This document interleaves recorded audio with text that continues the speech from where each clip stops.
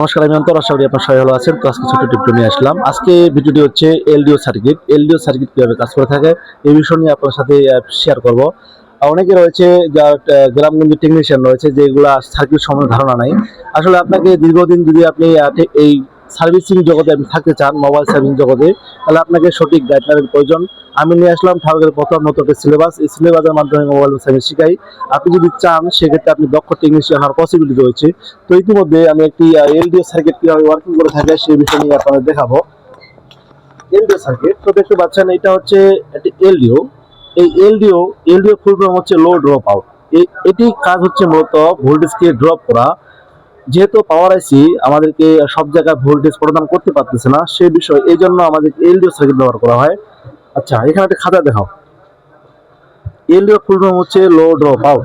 এখানে এলডিও মূলত চারটি লেগ থাকে। এটি হচ্ছে ইনাবল, আর একটা হচ্ছে ইনপুট, একটা আউটপুট, একটা হচ্ছে গ্রাউন্ড। যেহেতু একটি আইসি ওয়ার্কিং করার জন্য গ্রাউন্ডের প্রয়োজন, এই জন্য একটি গ্রাউন্ড লাইন নেওয়া হয়েছে।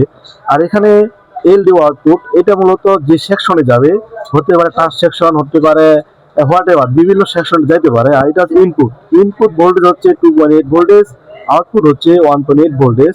আর ইনাবল হচ্ছে মূলত সিপিইউতে যায়। সিপিইউকে প্রদান করা হয় যে আসলে কখন এই এলডিও সার্কিট ওয়ার্কিং করবে।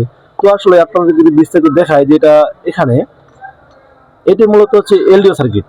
এটা হচ্ছে দেখতে পাচ্ছি যে আমি ডায়াগ্রামে খাতায় তুলছি। এটা হচ্ছে গ্রাউন্ড, আর এটা হচ্ছে এলডিও আউটপুট, আর এটা হচ্ছে ইনাবল, আর এটা হচ্ছে মূলত ইনপুট।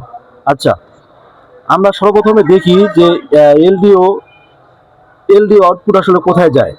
তো দেখতে পাচ্ছেন এখানে আমি চাপ দেওয়ার পরে কোথায় যাচ্ছে দেখি। এখানে একটি রেজিস্টার আছে, তারপরে দেখি লাইনটা কোথায় গেছে।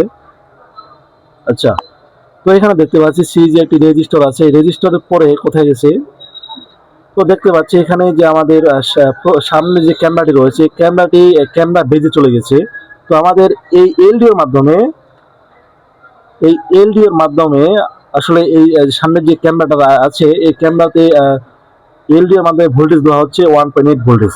এখানে দেখাও, এই ক্যামেরার মাধ্যমে এইটা হচ্ছে আউটপুট হচ্ছে ক্যামেরা সিএএম। এই ক্যামেরাতে গেছে 1.8 ভোল্টেজ। এই এলডিও সার্কিট যদি ওয়ার্কিং না কাজ করে, সেক্ষেত্রে আমাদের ক্যামেরা আসবে না। বিভিন্ন সময় দেখা যায় যে সামনে ক্যামেরা আসে না বা পিছনে ক্যামেরা আসে না। এই এলডিও সার্কিটে যদি ঝামেলা হয়, সেক্ষেত্রে এই ক্যামেরা আসবে না। আচ্ছা, এখানে আরেকটি সার্কিট হচ্ছে ইনপুট। আচ্ছা, এখানে দেখো কম্পিউটারে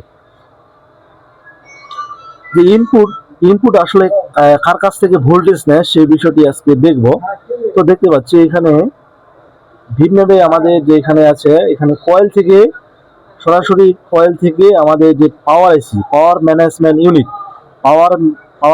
ইউনিট থেকে সরাসরি আমাদের এলডিও ভোল্টেজ নিচ্ছে 2.8। তো এখানে 2.8 ভোল্টেজ নিয়েছে। তো ইতিমধ্যে আরেক লাইন হচ্ছে, যেটা হচ্ছে ইনাবল লাইন। এই যে ইনাবল লাইন, এই ইনাবল লাইন মূলত সিপিইউ থেকে আসে। এই যে এই ইনাবল লাইন মূলত এই সিপিইউ থেকে আসে। এটা হচ্ছে লাইনের নাম হচ্ছে ভিসিএমডি ইনাবল। তো এটাই মূলত হচ্ছে এলডিও সার্কিট। এই এলডিও সার্কিট যদি আপনি বুঝেন, সেক্ষেত্রে আপনি ভালো মানের কাজ করতে পারবেন। অন্যথায় আপনি এই কাজগুলি, যে আইসি রিলেটেড যে কাজগুলো রয়েছে, আপনি কখনোই করতে পারবেন না। ধন্যবাদ, সবাই ভালো থাকবেন।